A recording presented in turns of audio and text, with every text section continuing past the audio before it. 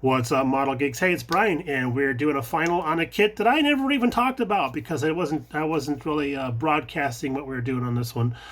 This was supposed to be a Fast and Furious build, not for Fast and Furious, but a Fast and Furious build, because we wanted to do something to enter into our local car club's monthly theme, which was going to be box art cars. So we had to build something that looked like the actual box art, which is kind of funny because that's sort of my modus operandi over here.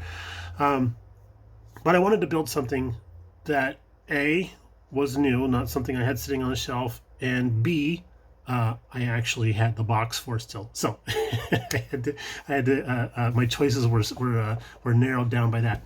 So what have we got? Well, it's the Lamborghini Silhouette. And if you're not familiar with Lamborghini Silhouettes, there's probably a good reason why. They weren't really produced very much and for very long. And it was kind of like an intermediate car between, I want to say, the Miura and then the Countach type of thing. So they they are great little cars. They have a high collectability because the production numbers are so low, but they're relatively obscure. The Countach was just such an amazing vehicle that it's just really overshadowed this little guy here, and it was really funny because last night I was sharing some pictures of this build with our good friend Tommy over at Colonel Rebs, and all the while I've been building this, I was thinking, I'm really getting a BMW M1 feel, or maybe even like a Ferrari 308 feel from this kit. And Tommy writes back, he goes, this really looks like a BMW M1 and a Ferrari 308 had a kid. I'm like, you know what? That's right where I'm at too, my friend. So I'm glad I wasn't the only one that was kind of feeling that sense also.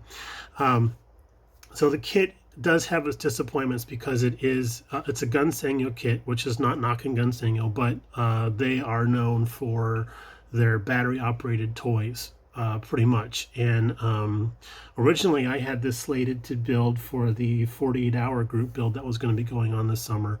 But I moved it up in schedule because I wanted to build it for the box art car competition that we had, and then unfortunately quarantine came down and all of our meetings have been canceled for the last couple months. So getting this finished was a lower priority, and now I'm like, you know what, I just need to get it done so I can get it off the books and onto the display shelf so I can get something else on the bench.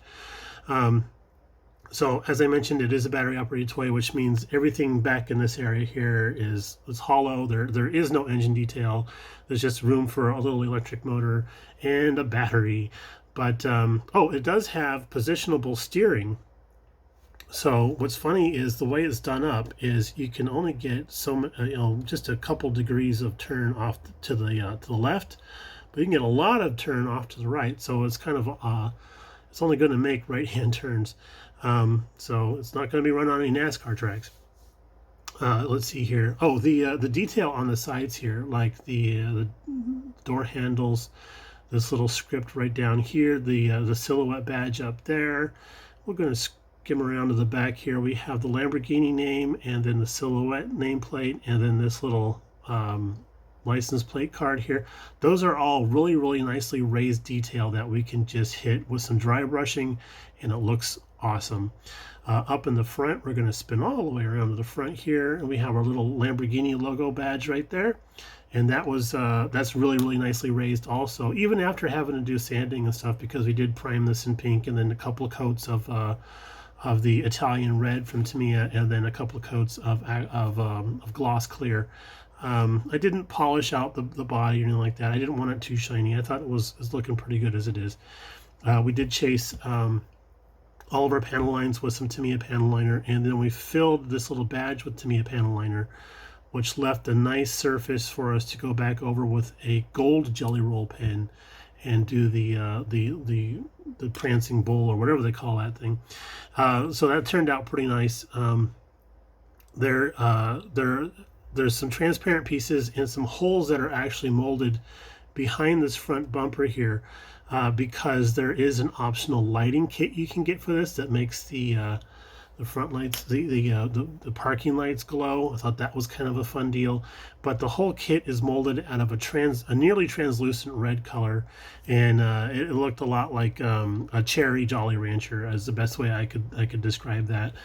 There was a little bit of a sadness when we were going through the kit, because if we can get the light on here just right, we can barely see the ghost of a huge sink mark that runs vertically.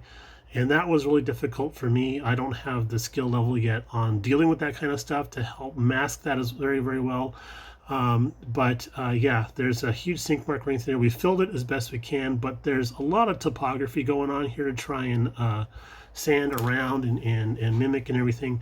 And the reason why there's a sink mark there is because the door card's glued to the inside of the body, and then you put everything together. And there's this gigantic channel that door card kind of glues to, helps everything line up. Again, this is probably designed for a lower skill level modeler, which was perfect for me. But yeah, that sink mark on there, it's on both sides, and it was a little bit of a disappointment. I've watched some kit reviews from a couple other people that had opened this up in the past, and they had the exact same problem with their cars. So it's a common thing.